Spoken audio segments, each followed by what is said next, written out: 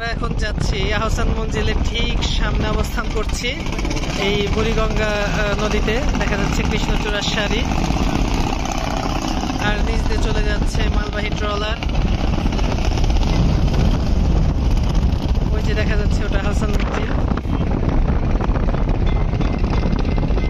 বাংলাদেশের প্রথম বিদ্যুৎ যেখানে আসে, প্রথম বৈদ্যুতিক বাতি জ্বলে।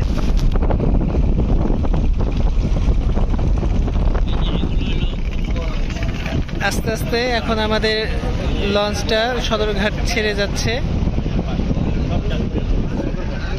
জুরাইন পোস্তগোলা হয়ে, তারপর কাঁচপুর ব্রিজ হয়ে, তারপর এটা মেঘনায় যাবে।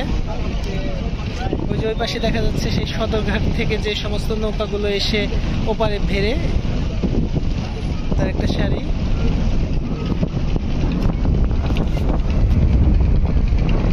দেখা যাচ্ছে বুড়িগঙ্গার পচা গন্ধ উপেক্ষা শুধুমাত্র করা যায় এই বাতাসের জন্যই, এই ভিউগুলোর জন্যই।